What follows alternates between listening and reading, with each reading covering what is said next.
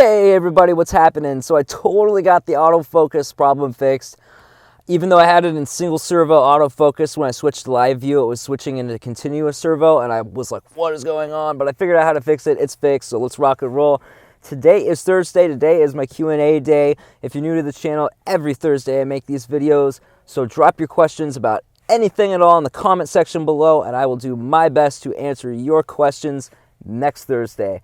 So I haven't made videos for a little while. I've been in a little bit of a hiatus kind of thing, kind of slowing everything down. Basically what happened is I just want to give you guys a real quick update before we get started here.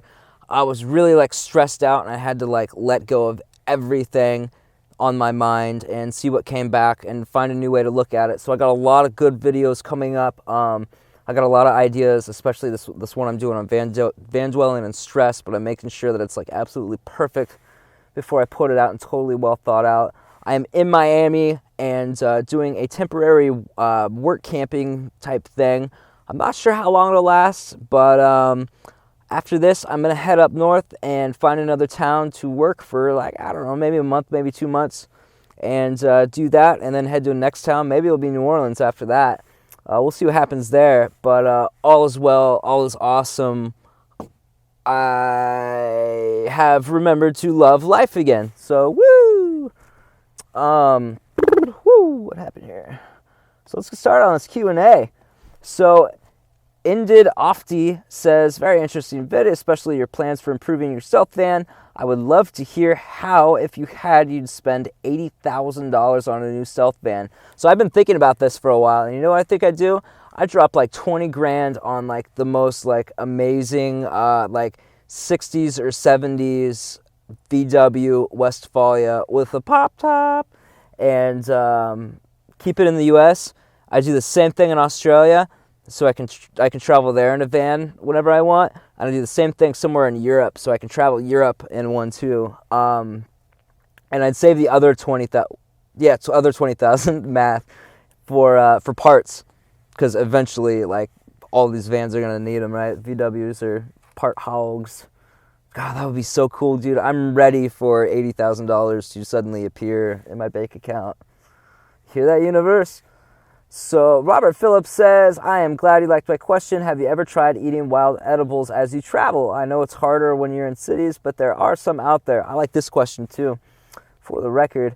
You know what? I have not tried that. I have this, giant book. It's that thick. Oh, it looks bigger on camera, so that thick.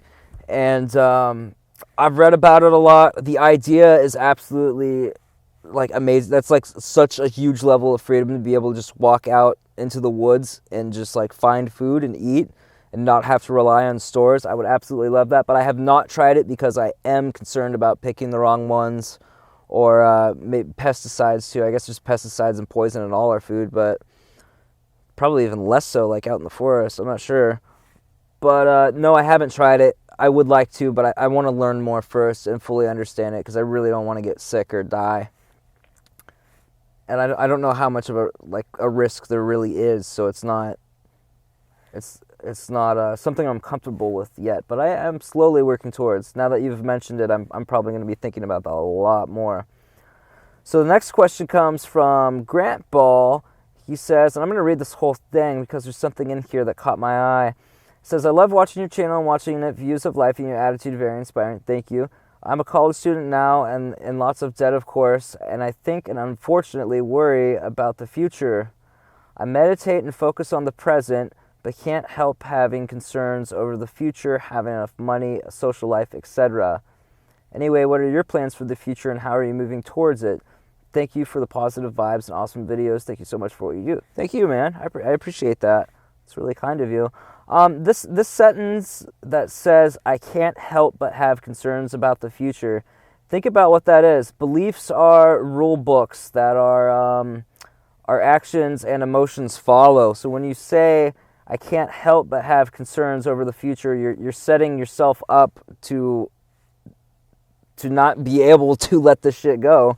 So what if you said, I'm having difficulty letting go of my worry about the future right now, but I'm working on ways to improve it, or something like that. Like, just like worded it differently in your mind so that it wasn't like this limit, it's impossible for me to let go of worrying about the future. Like, that just sounds like a terrible, it's got to feel terrible to believe that. You know what I mean? I hope that made sense. So the next part, what are my plans for the future and moving forward? I have kind of a loose, like, I have things I want to do, like, and they all kind of, like, it's really just one thing I want to do, and the rest of my goals are just steps to get there. What I want to do is travel the world and make videos about it and become, like, an awesome filmmaker and just in love with life and travel with my girl. That's basically it. And the steps to get me there are pay off my credit cards, save up some money, make a bunch of new sources of passive income, and get my girl over to America. She lives in Australia, and I'm trying to get her over here. So those are all kind of like stepping stones to that. I gotta get my passport too. That's a good goal to have. So that's really it, man. I don't have like super like 6-month plan, 7-month plan, 8-month plan, 1 year, 5 year, 10 year, all that stuff. It's pretty loose, man, because I mean anything can happen, and I'm such an intuitive person, and things just, when I just trust my intuition, things just always work out. So it's like if I just set like what I want and leave it up to like following the signs or whatever, like just like listening to my gut and trusting my gut and figuring out how to get there and just being open to different ways to get there, I always get there. So I don't have like a concrete thing. And I don't know, man. See, I've been caught up in stress for the last couple weeks, but man, life is so short. Life is so short. We're just here and then we're gone, and we can be gone any second. Like, an airplane could fly over and drop its engine and crush me to death right now. Or I'm in Miami, some gangbanger could run through the area where I am and shoot up my van for some unknown. Anything can happen, man. We can die any second. And it's just to worry about the future and worry about money, man, it's just so hard. I'm making a video about that. I'm going to move on to the next question, but I'm making a video about stress on the road, but it's about how to deal with stress and just kind of how I've learned to do it on the road.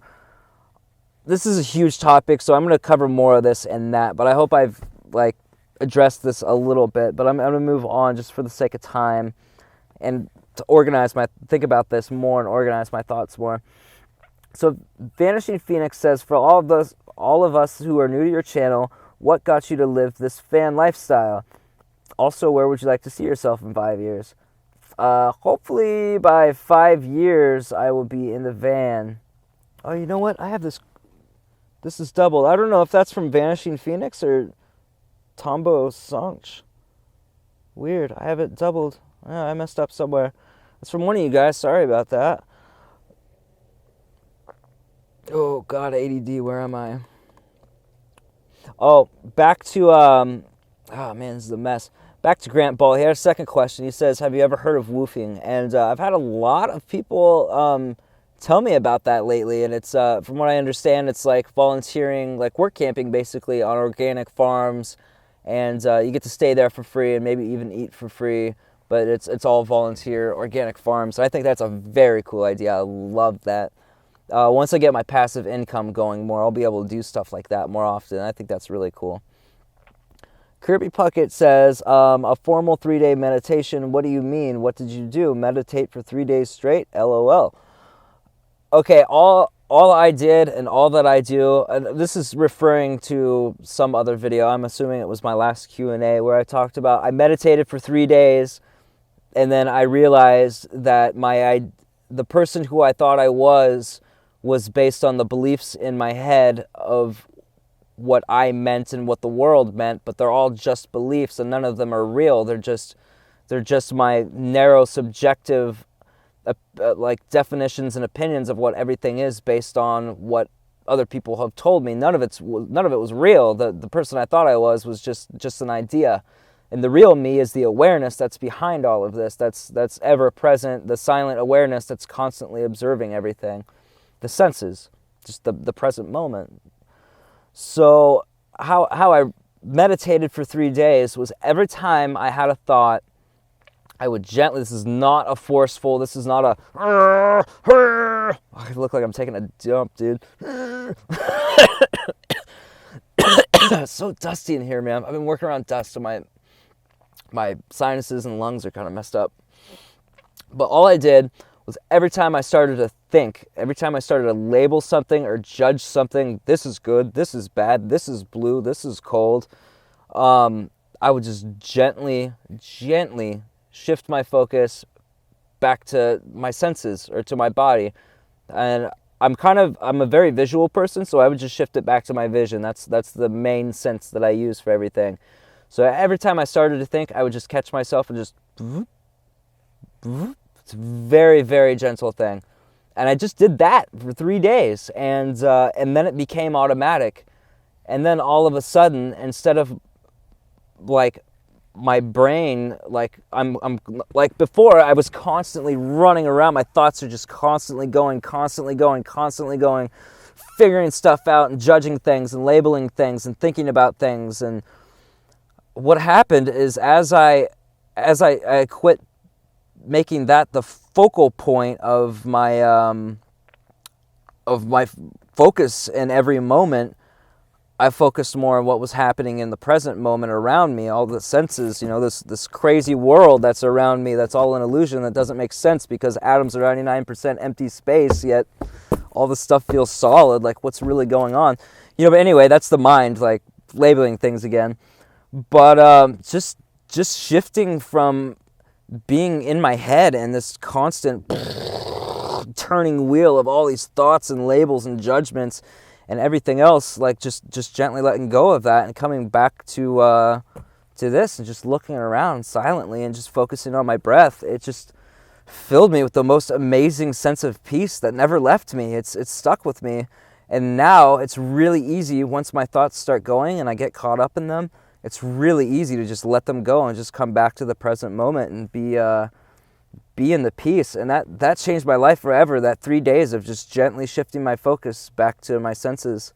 And that's all it was, man. That's all it was. It wasn't I wasn't sitting cross-legged in a cave somewhere, going om boom boom. I have a hard time doing that anyway. I just for right now, I'm just going to let go of my thoughts and let go of judging and everything else and just look around, just gently look around and observe the world that I'm in and observe my environment without judging or labeling it.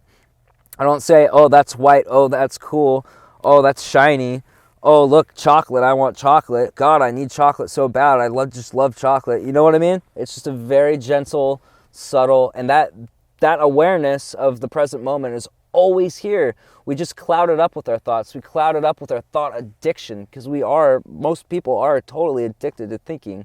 We're addicted to labeling things and judging things, and our thoughts and our beliefs, we create this image of who we think we are, and that's a lot of like spiritual people call the ego or whatever, and we think that that's us, but it's just a collection of beliefs. That's all it is. And once you realize that, and that idea of who you think you are falls apart, it's all that's left is peace. So I totally went off on a tangent on that, but there's that. Andy V says, what's the story on the birdcage barcode tattoo? Very cool. Mogwai rules. I got my half sleeves done listening to the record. They do rule, man. I love them. So you are referring to, I hope this shows up on camera, this barcode and this birdcage.